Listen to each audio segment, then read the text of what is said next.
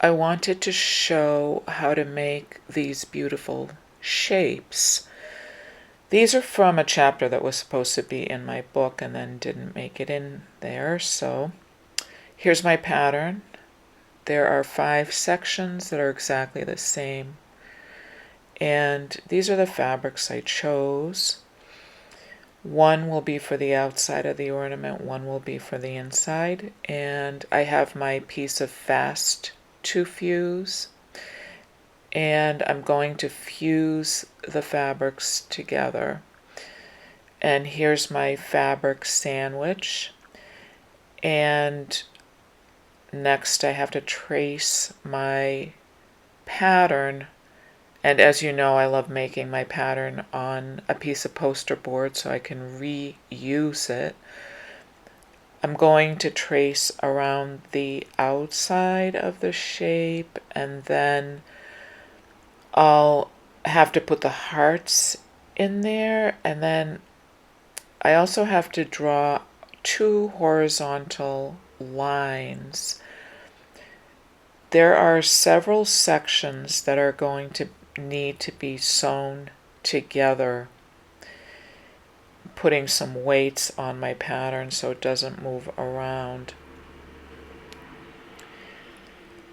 I'm going to show you what I think is the easiest method to sewing these shapes together. Now, it seems like a lot of work, and maybe it is, I don't know. It doesn't really take very long to put this together. And I really love the way the shape looks. And what I like about it is that it actually looks like it's floating. It has sort of a balloon quality to it. So I'm marking where the 2 horizontal lines are going to go. And I'm using the ruler to just draw across there. That's a nice metallic fabric that I got at a shop. And now I'm going to cut all of these shapes out.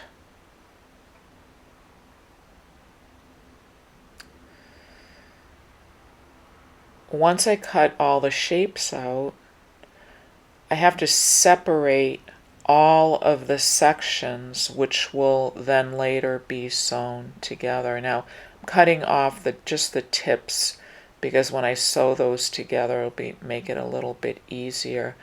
So now I'm separating the sections, and I'm keeping each section together, although it would be easy to match these because on the back side there's a pattern and it's pretty easy to match it together. So I'm cutting out all of the hearts, and I'm going to sew around the hearts first. So I'm using a wide zigzag on a narrow stitch. That probably was a contradictory statement. It's a wide zigzag on a small stitch. So the stitch is a small stitch so that they're close together, and a wide zigzag. Next, I'm going to reattach those sections that I separated. So I'm attaching the top triangle and then the bottom triangle. And I'll do that on all 5 pieces. I kind of like putting these together. At the end, I'll show you a mobile that I made using these shapes that I think is really pretty. It's really nice for like a baby's room or something. So here are my 5 shapes, and next I have to sew them together at the sides. So that will be the next step.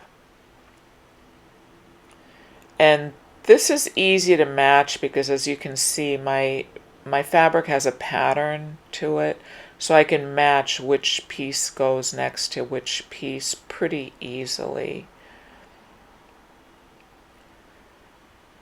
So I'm just sewing all the sides together, and then once all 5 are sewn together, that last seam, here's all 5 together, has to be sewn together this way with the wrong sides together. And I can actually sew that whole side down, not just that middle section, but all the way down to the tip. And you'll see what I mean on this. So I'm going to just continue on right to the bottom there, zigzagging right along the edge there. Then I'm going to do the top triangle for that section. And I'm going to have to do that for the rest of the shape. I'm going to have to sew those top triangles together. So here's the one that's across from the one I just sewed. So it's pretty easy to sew this one together because I can just lay it flat just like I did the other one. The sections in the middle are a little bit harder to do, but not really too bad. And I'll show you how I do them. You just crush down the shape. So see, I sewed that and that other side. And then see how I'm just crushing it down? So I'm just going to sew those 2 tips next. So I'm just crushing it down and holding it and just sewing it right to the tip there. And I do the same on the bottom half there. I love making these shapes.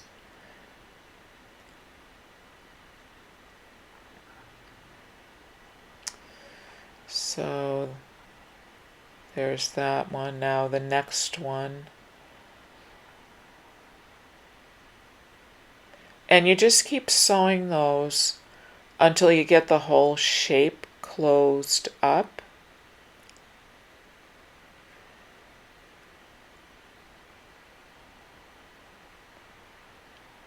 And as you can see, it's relatively easy to just crush it down and flatten that out so that you can do the sewing on the edge there.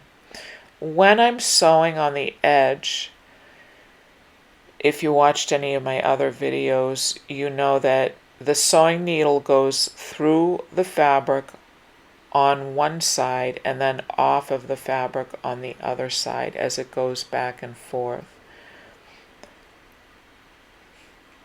And this is probably the last side here. And then once you get that all sewn together, you open it up and crease the folds. You can probably even iron it. Not sure how you could do that, but you could probably put something inside of it to kind of hold it open. And you just crease it, and isn't that such a pretty shape? And you could attach a string or ribbon at the top. And I like making the heart shape there. This is a shape that I used in a mobile. Originally, I had made it for Tiffany's in Boston for their window display. And I just loved the way it looked. Now, here are some possible variations. The top one has 3 sections, the next one has 4 sections, and the bottom one has 5 sections, which is the one we made. And here's the mobile. Isn't that so pretty? I love that. Well, you're probably wondering how to make the pattern, so I'll show you how to make it.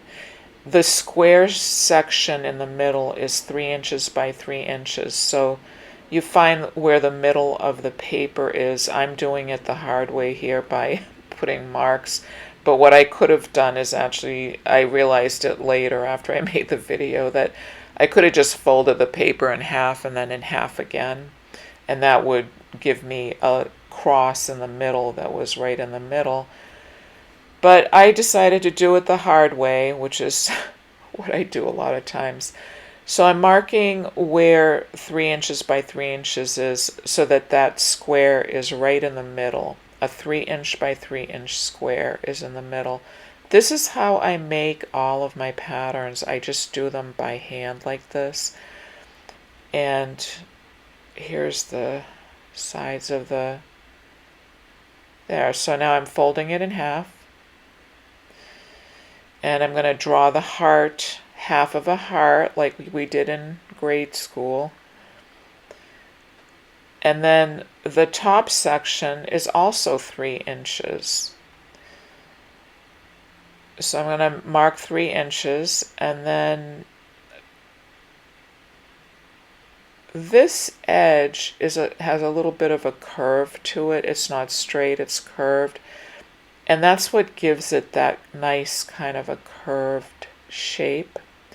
You could also make it straight if you wanted to. So here's a straight line, but I'm going to just draw a little bit of a curve on it. And then I'm going to fold that in half.